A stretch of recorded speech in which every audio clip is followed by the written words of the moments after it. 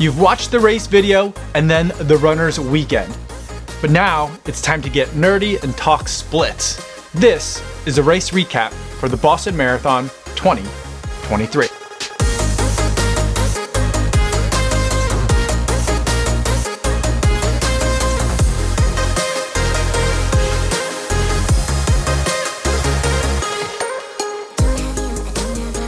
Yo, what's going on everybody? Kofuzi here, and today I'm gonna give you the 5K by 5K split of my experience at the Boston Marathon. I'm also gonna go over like getting to the race and stuff after the race as well. So it's kind of like everything else that I haven't talked about yet and all the other content that I made for the Boston Marathon, we're gonna put it right here. So let's get into it because these videos do get long. I want to be as brief but thorough as possible. First, let's start with an overview. My goal going into this race was to start running at 2:55 pace and try to hold that at least through the Newton Hills and then see what the hills throw at me. My approach to hills is a little bit different than most of the marathoners. I really like to take it marathon effort rather than marathon pace when I'm going through hills. So a lot of times I get dropped on the hills, but I'll catch you guys on the other side. And for these hills, because they were going to be so big and so many of them, I wanted to make sure I was going even easier than that. So like we were going to lose a lot of time going up the hills, but that was okay in my calculation because ultimately I thought an A goal type of day would have been to come away with a sub 3 at Boston. That would have been absolutely incredible day for me. It didn't turn out that way. I ended up with a 3:04.00. Somehow I couldn't manage another extra second and at least get the 3:03.59 because that sounds so much more impressive than a 3:04, but it is what it is. I had a great day out there. I had a lot of help from some friends on and off the course and an unforgettable experience. Let's start getting into some of the details now. First, let's talk about the kit. I went with Bandit kit for my hat, singlet, half tights, and socks, and all that stuff worked out really well. The white Bandit hat is really nice and airy, so if it had been a hotter day, it totally would have been really good at letting a lot of that heat out. On a cooler, rainy day like we had for Boston, it was about 50 degrees throughout most of my running of the race, and on and off rain. Sometimes it did get a little tougher at the end. The nice wide brim kept everything out of my face, so I felt a little bit more protected, so the hat was excellent. The singlet was also really good. The design was a hill hunting singlet. It had like all of the elevation profile of the course printed on the back of it, and I thought it turned out really, really well. I was a little bit concerned because I've run in a variety of different singlets from Bandit before, and in really hot weather or if like you're doing a treadmill workout, those singlets can get a little bit clammy. But with the temperatures that we had, and we did have a decent amount of winds for a lot of the race, the singlet was perfect. It was nice and flowy, and it never really felt like it was sticking too hard to me. Even during the times when it was pouring down rain, it always just felt like it was just kind of not even there. It was really nice and kind of silky smooth the entire time. Plus, I also think it looked pretty incredible. For the half tights, I went with the Generation 2 Bandit half tights. Now those have kind of like the main thing that I'm looking for out of a racing half tight, and that is pockets to hold all my gels. The nutrition plan was to have 6 gels, 2 caff and 4 non-caffeinated, all Martins, and to be able to take one every 4 miles. I ended up taking 5 out of the 6 gels with no problem, and the 6th gel I didn't need. It wasn't that I didn't want to take it, I just didn't really feel like I needed it. I was blowing up by the end of the race, so like the gel wouldn't have helped or hurt it either way, and I didn't feel like it, so I didn't. So 5 gels, and the half tights held them all perfectly. I put 3 on each side of the side pockets on these tights, and there is also a zipper pocket in the back.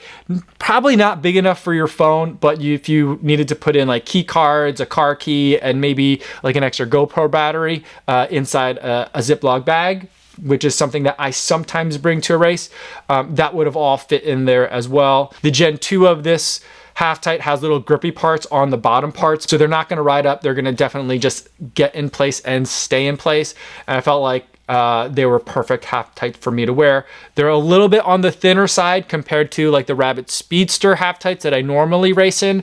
And so for a cooler day like this, it didn't really matter, but on a hotter day, I think this would work a little bit better because I feel like a little bit more of that heat would breathe out. Really enjoyed the half tights. I didn't go with gloves and I didn't go with any arm sleeves for this race. I didn't really feel like I needed them. And temperature wise, I felt pretty good for most of the race. I never felt too cold.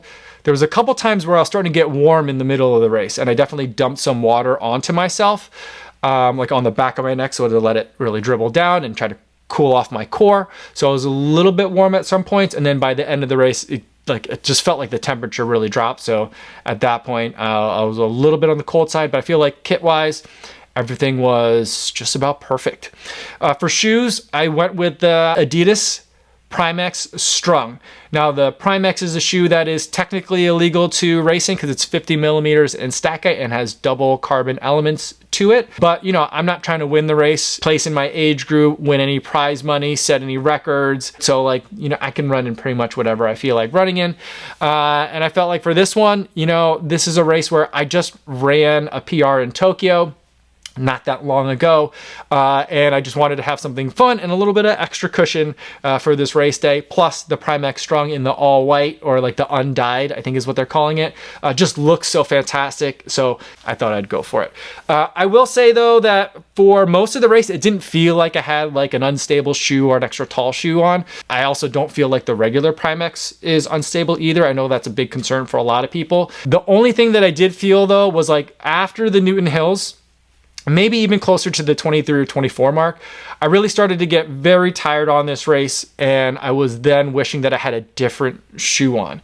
I just felt like there's some shoes that I feel like are a little bit more difficult to run in because like when you get tired, if your foot strike is getting a little sloppy, maybe you're doing a little heel braking or heel striking, sometimes shoes will really penalize you for it, and all of a sudden like you'll really like feel like a lot slower, and like the shoe's just not working right with you. But the benefit of that kind of shoe is like when you are hitting cleanly, and if you could focus on clean foot strikes and clean, efficient form later in the race, you're rewarded and you get that real extra pop late in the race. And that was something that I really have been enjoying, especially for all of my PR races.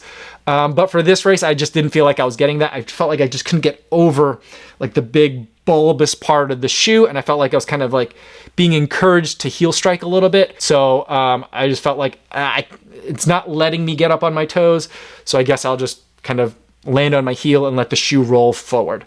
And so that's kind of like was the one downside, is that I didn't really feel like the shoe was working with me at the end of the race. But then again, I kind of blew up on this race, so like maybe I'm just taking it out on the shoe. That all being said, I probably would not race in the Primex if I were going to make a PR attempt. But, you know, if you're playing with house money after a recent PR and feel like you're just going to go for it and send it and see what happens, the Primex Strung is a pretty fun shoe to be able to do that with. All right, now let's get to the bus on the morning of the race. Now this race for the general population starts at 10 a.m. for Wave 1 Corral 1. I was in Wave 1 Corral 6. But you got to get on a bus to get taken all the way out to the start line, 26.2 miles away.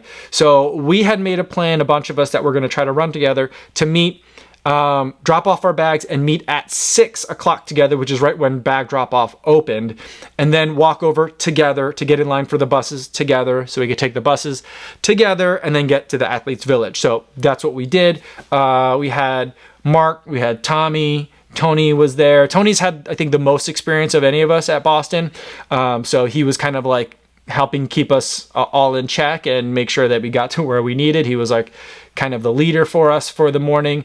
Kevin from Rabbit was over there with us too. And then we waited kind of like in this staging area, like near Copley Square, for where all the buses were. There was a lot of nervous energy, and it had already been raining a little bit, so a lot of people's race shoes were already starting to get a little bit muddy, which was a little bit of a concern, but you know, ultimately it ended up being, I think, not a big deal for most people.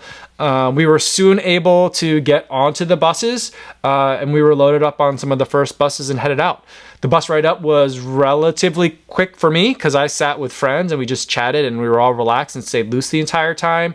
It was really nice to be able to have like friends on the bus, because I think there's been other times when I've been on a bus to the start of a race where like you're meeting someone new, or you're just trying to like sleep for the extra hour that you're on the bus, that kind of thing. And sometimes that's just either uncomfortable or stressful. And this was just really relaxing.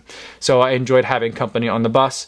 And then we got dropped off at the Athletes Village up in Hopkinton. Once you're there, you're kind of funneled through a couple of like archways and stuff, and you're basically at a school that's out there. And the thing to note is that there's kind of like two parts to the Athletes Village. One is a part, and both of them have porta potties, but one is a part with a big tent, a big grassy area, and that's kind of where you should kind of like hang out. And then the other part, it's paved and it's just like all porta potties. So like if you're ever standing in like a super long line, you're probably in like the part of Athletes Village that doesn't have all the bathrooms. Just keep walking a little bit, you'll find the other part that has a ton of bathrooms, and hopefully your lines will be a little bit shorter there. It was wet out, so we found a spot underneath the tent. We were one of the first people in the Athletes Village. So Tony had brought a couple space blankets, Mark had brought some garbage bags, and we spread them all out and kind of like created a little like picnic blanket for ourselves, and we all sat down. We were able to get off our feet, we were able to stay dry and keep our racing shoes clean for those of us who didn't bring throwaway shoes. And we just hung out there for a little while, took turns going to the bathroom whenever. Eventually, Megan Murray and Megan Featherston came by, and their friend Chapin also came by as well, and they joined us. Ben Johnson also joined us as well. So we had a nice little group of people, and the energy and atmosphere, at least in our huddle, was really nice and relaxed. Everywhere else, it's just like super intense pre-race energy, the kind of stuff that really freaks me out, the kind of stuff that you feel like at an expo, and why I never like to spend a lot of time at expos. But in our little huddle, we were kind of trying to stay warm with each other, and just really nice and relaxed as we're waiting for the race to start. And eventually it was time for us all to head out there, and there's like a little bit of a walk that you do to get to a staging area, and there aren't porta potties in that first staging area. And so people were just like peeing all over the place. And there's like an announcer there, like guiding you, like on a, like she's up on like this stage, and she's like telling you where to go. And she's like commenting that like people are peeing everywhere, but there's bathrooms like just up ahead. Just wait if you can. Or you could have gone, there were still porta potties where you came from, and there's still time. And anyway, people were just peeing all over the place, and it felt like it was a little bit unnecessary. Because once we were there, we were only there for a little bit, saw Matt Choi for a second, and then we started walking. And there's a little bit of a longer walk. You go down a big hill. It's all lined with fencing, and it's just like a residential street. And so there's people like coming out with their cups of coffee in the morning and just saying hi to everybody. And again, it's just a nice, fun, festive atmosphere. And you walk down at the end of the big hill, there is a giant area with even more porta potties and like these temporary urinals. So they're kind of like set up in like a foursquare. No doors, and you just kind of like walk up. You're shielded from, you know, everyone else, at least on your sides. So it's like, it is open to the air, but that entire area was kind of fenced in. But once you're in the urinal area, it's kind of like all open air, but the walls go up high enough. So it's like, if you've ever been to a ball game at Wrigley, you've peed in a much more public place and made more eye contact while peeing than you did at these. So I felt like these were really nice.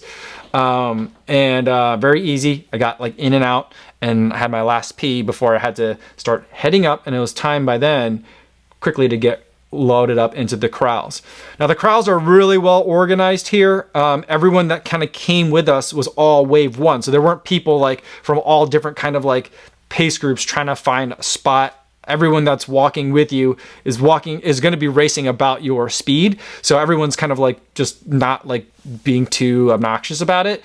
Because at this race, they don't have like pacer flags or anything like that, which you might see at a lot of other races, but everyone is ranked according to their submitted Boston qualifier time. So like I was in like the high 5,000s, and everyone in that space had a qualifying time that was around 3 hours or so.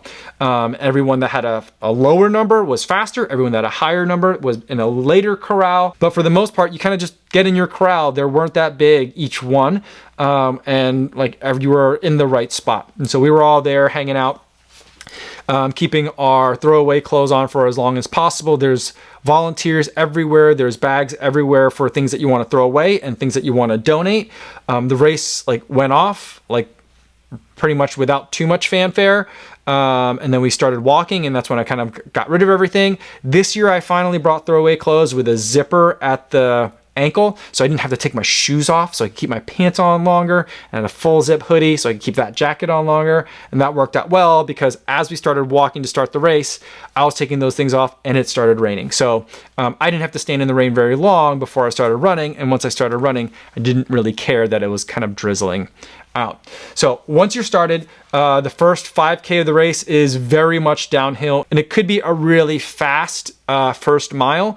But for me, there was just a lot of traffic and I didn't really want to fight it at all. I didn't want to do a lot of zigzagging to try and get ahead in terms of spaces. And I figured that it would be a nice way to kind of like ease into the race and just kind of like find the little gaps as they came to me, but not really worry too much about being stuck behind a big group of people, because ultimately I just wanted to make sure that I started out easy and not too slow, but more importantly, not too fast. That first 5K has 348 feet of downhill, so there's just so much downhill, but it's not all downhill because there's also 98 feet of uphill in it as well. So there's a lot of rollers. Nothing in this course is flat, and especially not in that first 5K either. We came in at 641 per mile for the first 5K, and our goal is about 640, so we were right on pace. My average heart rate was 158 beats per minute, which my goals for marathon is to stay between 160 and 165. So 158 was absolutely perfect. And we came in at a split of 20 minutes and 53 seconds. All right, moving into the second 5K. There's still a lot of downhill, but there's also still a lot of crowding and kind of a lot of anticipatory energy. Everyone's in really good spirits. There's a little bit of crowd support there, but everyone's really excited to receive it and kind of like waving at the crowds and feeling really good. There's 151 feet of downhill and 95 feet of uphill. So again, this course gives you a lot of free speed, but it also asks for it back in those kind of like little blips of uphill that you're going to constantly feel throughout the race. In this section, we were running at 638 per mile on average, and the heart rate is 163 beats per minute. So right kind of in the middle of where I want to be. And the paces are a little bit on the hot side, but just by a tiny bit. So nothing that I would really try to make any conscious changes to. This 5K split for that section came in at 20 minutes and 46 seconds. Now by the 15K, we're starting to really be able to find some room. It's thinning out just a little bit. But remember, you're kind of running with like 1,000 other people who all are about your level. And so it's never really going to completely empty out and completely space out. But, you know, we did have enough room that if we wanted to move ahead a little bit, we could do that. And we did find ourselves passing a decent number of people in this section. Although this is also where I felt like it was starting to feel a little bit harder than it should have. And so I was a little bit worried, but at the same time, I kind of always start feeling around like the 9-mile mark or so of a race that it's starting to feel a little bit too hard too soon. So I didn't really worry about it too much. My heart rate was a little bit elevated, which these heart rates I'm not seeing. As I'm going through, like I don't see the heart rate for the last 5K split on average. I could see like instantaneously what is my heart rate right now. But the average for this split ended up being 166. And I do feel like every time I did check in on the heart rate, I try not to look at the watch too much. But when I did, the heart rate looked a little bit on the high side. So like it felt a little hard. Nothing to really worry about yet. Because ultimately this was a pretty flat, and maybe the flattest section of the course, 69 feet of uphill and 82 feet of down. But I am working a little bit harder than I need to for this flat section.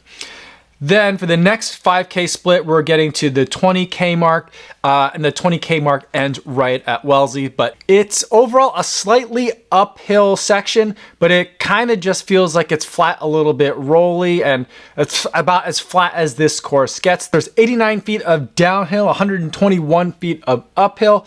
And at this point, I'm just trying to like not think about anything, just running at marathon effort and just trying to kind of like turn my mind off and like run with the pack and run with the group. And I really don't remember too much from this section because I think I was doing that pretty well. We came in at 20 minutes and 58 seconds, 6 minutes 44 seconds per mile, which is a little bit on the slow side, but overall, given the amount of uphill that there was in this 5K block, I'm totally happy with that.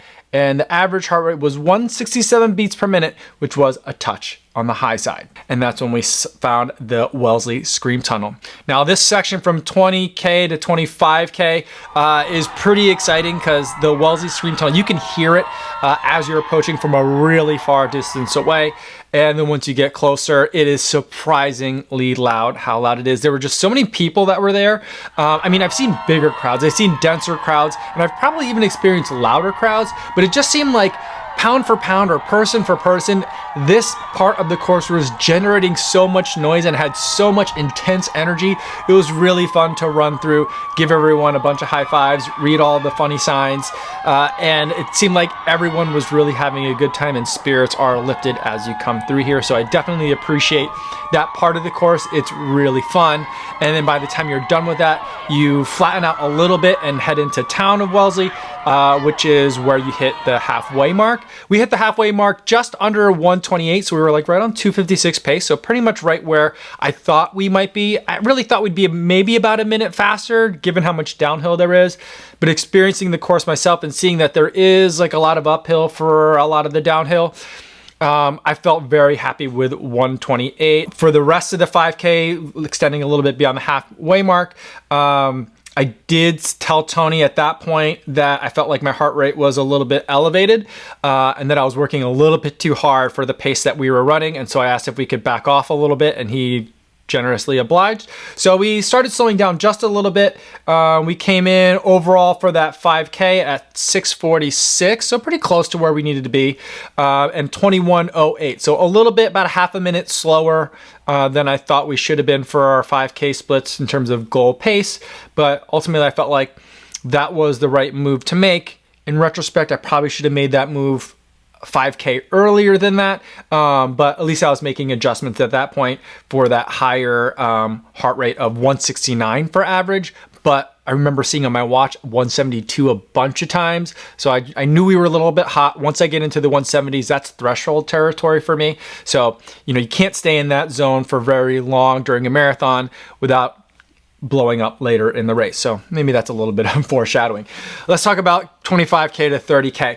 That's when you're starting the Newton Hills. Before you get there, there's a giant downhill, a bigger downhill there than there is a downhill at the start of the race. That starting downhill is surprisingly big, and this one is even bigger. It's so downhill that you're really having to brake as you go through. So it's one of those annoying downhills that is too steep for its own good, but it's still a lot of fun to be able to run it. I did know that the hills would start kind of immediately after that hill bottomed out, and so I kind of had that in my mind and tried to just run easy and relaxed through that portion of the course. The first two hills aren't that tricky. The first one is nice and gradual. It's a hill that probably most of us encounter probably somewhat regularly in our running, as long as we're not running only along the Chicago lakefront where it's pancake flat. So it's nothing that it was terrifying, and I felt really good. It's a nice confidence booster, and it wasn't a surprise. The second hill also isn't that bad. It's a little bit more steep,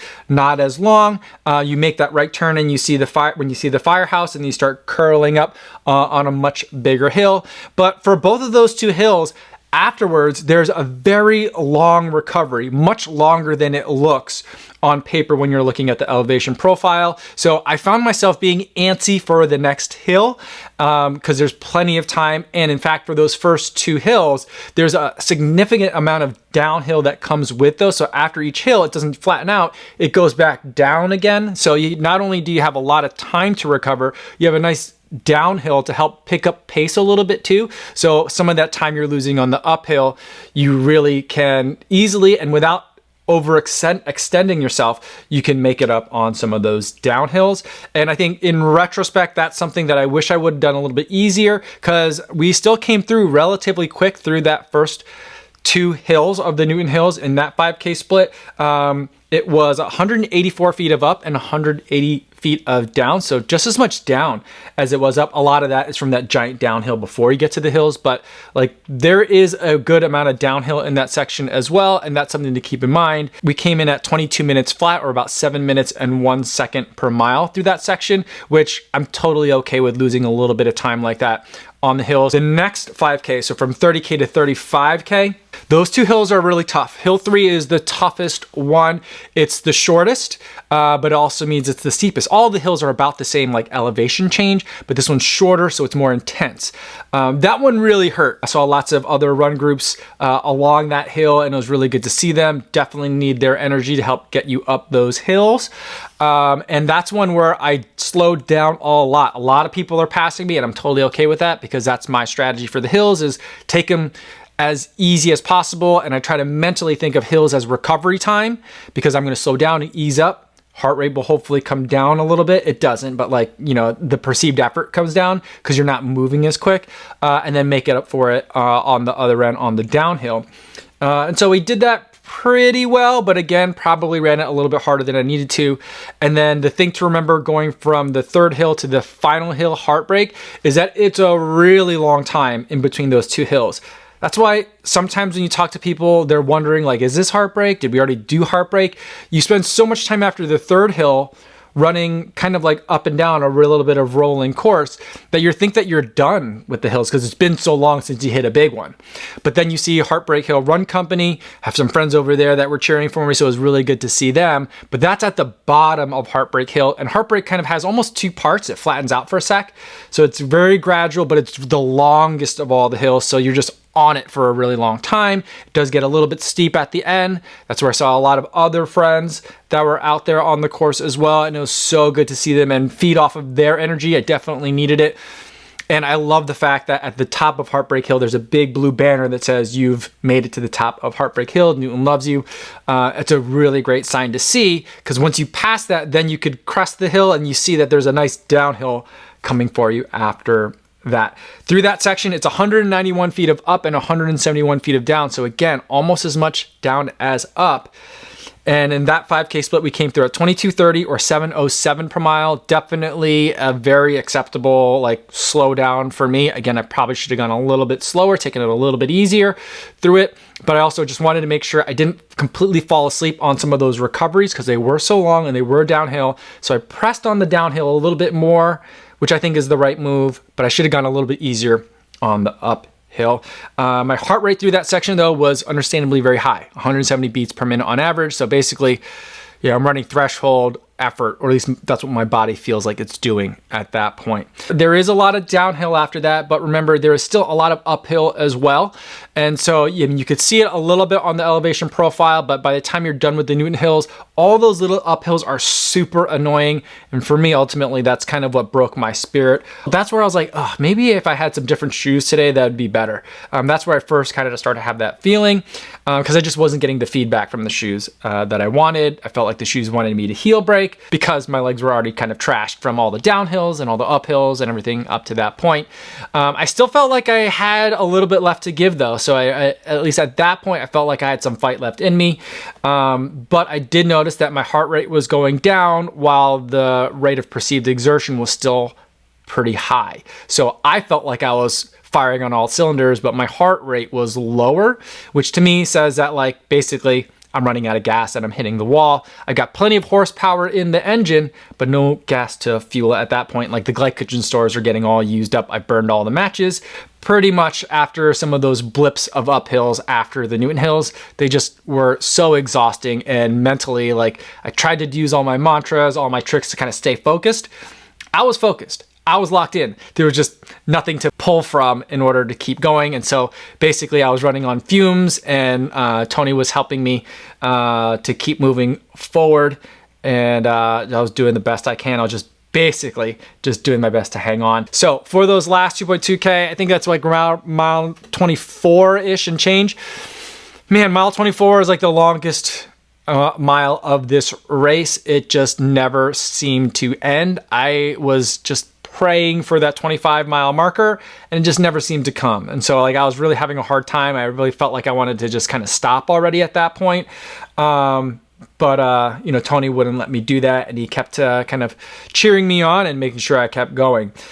In that last 2K of the course, it took me 11 minutes and 46 seconds to finish it, which is 8 minutes 31 seconds per mile. So a significant slowdown, and there isn't that much downhill or uphill. It's 43 feet down and 49 feet up, at least according to my Garmin watch.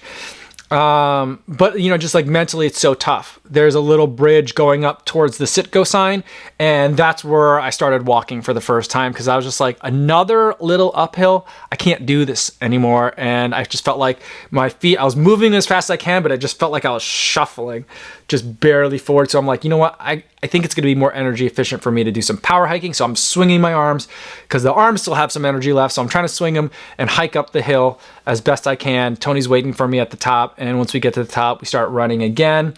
Ended up seeing some more friends, which was definitely needed, and I was so happy to see them. And then we get to that point, you go underneath that one underpass where it says Boston Strong, and then Tony's like, all right, we're just gonna go down the underpass and come up. So one part where like the road goes underneath another road above it, and it dips down to do that. And just thinking about another little uphill was enough to like make my legs stop. Like I didn't make a decision to stop, my legs stopped. And so I had to kind of move over to the side of the course where there's a fence, and I did a deep knee bend, kind of squatted for a second just to give the legs something else to feel. Tony came back to fetch me, and he was like, come on, we're so close. And so I got up. And he was right though, because like we went down the hill and uphill, and the uphill wasn't really all that bad. And basically once you're up that last underpass part, you're pretty much going to make a right turn onto Hereford. So it's like I was so close. I should have just kept going. I would have got that extra second. So like I got a 2:03:59 rather than a 2:04. But that's my inexperience on this course. I've run that part before, but like just in my days, I didn't put two and two together how close we actually were. Because once you make that right turn, you know, like the pain is still there, but you're feeling it and not feeling it at the same time, because it's just like euphoria at that point, because you could see 2 blocks up, you're going to make the left onto Boylston, and then it's 600 meters to the finish. And it's a mix of fatigue and exhaustion and elation and emotion and everything that you've been bottling up for the last couple of years, all of a sudden bubbles up to the surface in a giant rush. And so like, you know, I don't remember hardly any of it, and I remember it all in exquisite detail all at the same time. It's just hard to really put into words what you feel, but it's kind of like, it's the closest thing to going back and experiencing the finish line of your first marathon again that you can do as kind of an experienced runner. And so it's just really quite fantastic to experience, and really overwhelming. The crowd is deafening at that point, and you're just doing the best you can to finish, and hopefully you won't fall down and collapse, which I did see a lot of people do in the last couple hundred meters of the race. So it's really quite an incredible finish. There's nothing else really like it in all of the races that I've ever done. But I came in, I gave Tony the biggest hug that I could give him, and I thanked him profusely, because, you know, if it wasn't for him, I easily would have had a 3:10, 3:15, 3:17 kind of day. But instead he kept me going, kept me honest. And I have a result that I'm really proud of. And I never thought I'd be able to run this race, but here I was, and I was BQing at Boston. So, something that I'll be proud of for a really, really long time. So, after that, as soon as we crossed the finish line, the rain just started downpouring, the skies opened up, and we were just covered in water. I was so cold, but I also ran into a friend, Trey, someone that I've run into, I think, at a few races now. But after I ran into him at the finish line in New York, he told me about his running story, and he's got an incredible running and sobriety story. And it was such a surprise and such a delight to be able to see him after Boston. And as we're walking through, he said, you know, I've been waiting for you, will you put my medal on me? So he wanted me to give him his Boston Marathon medal, and I feel like there's not a lot of things that I've been more honored to do as someone that does what I do in this space. And so I was able to put the medal on Trey and tell him that I was really proud of him. He's a much faster runner than I am. He's come a lot farther than I have. And it's amazing to see him, and I'm always so happy to see him thriving out there. So Trey, thanks for sharing a part of your day with me and letting me be a part of that. I appreciate you, and you know, I'm proud of you. After that, you get your medal and then your space blanket. I was so freezing cold. I think I chugged a bottle of water. There were snacks to be able to eat, but I wasn't hungry, so I just kept going through, and went to go to bag pickup. And the only downside of having everything arranged by your bib number and your bib numbers being arranged by your time is that means that like when you're done and wanting to pick up your bags, everyone else who's about your speed is also done and wanting to pick up their bags. So there was like bunches of areas that were crowded and others that were completely empty because those runners hadn't finished yet. Other runners had already finished and we were all here together. So it took a long time to get my bag back. But eventually I did, and there were some warming buses, which were really, really nice to go change in and warm up. The heat was on full blast, super comfy seats, and we were able to hang out in there for a little bit, but I didn't want to hang out too long because there was a line for it. You had to wait. You could only let so many people into these warming buses. There was only a handful of them. Man, that was a really nice respite from the cold. I got to put on my celebration jacket. Not that it's a finisher's jacket, I know, but I didn't really want to wear it until after I had actually run the race. So I put on my celebration jacket and then I was out. And I noticed that Tony had put on a lot of clothes. And I was like, oh, you're smart. You've done this before, sure. You realize how cold it was. It's good to have all the warmer clothes. I don't have nearly as much, and I think I'm going to be cold even now that I'm dry. And he's like, well, I still have to wait for my fiance and her dad. So I'm like, I got a lot of waiting to do. They were in the charity corral, so that starts about an hour after we did. And so he had a lot of waiting to do, but he wanted to greet them at the finish line. So that's where Tony and I parted ways. And then I had to walk all the way back to my hotel, which was never a long walk the rest of that weekend, but I was so cold. I was using my space blanket like a beach towel to keep my legs warmer because I didn't bring any long pants to change into. And I had my jacket on, but it's not that thick when you're walking. So I was like so cold. I did run into Matt B at the end and we commiserated as we hobbled and scurried along back towards where my hotel was and where he was going to get onto the train or the bus so that he could get back to where he was staying. But man, was it so cold for that walk. Afterwards, I got to the hotel. I took a 30-minute shower and a 30-minute nap, which is a routine that I did both after Boston and after Tokyo. And I gotta tell you, for a cold weather marathon, it's something that I highly recommend doing. After that, I went over to Bandit to get my portrait taken because they had a nice blue background set up and a professional photographer, so you get a photograph with your medal, and I was really excited to do that and talk to the Bandit people for a little bit before I met up with Drew and headed over to meet the Believe in the Run crew over at the Westin at the bar there. And so we stayed at the Westin bar for a little while. We traded all of our war stories from our time on the course. It was great to kind of meet back up with everyone, and it was a very festive atmosphere. After that place, we went to dinner together. I think Megan got a reservation for all of us, which was pretty fantastic. Finally able to sit down and eat some food. I had a lobster roll, which was absolutely delicious, and we had a couple more beverages to celebrate the day as well.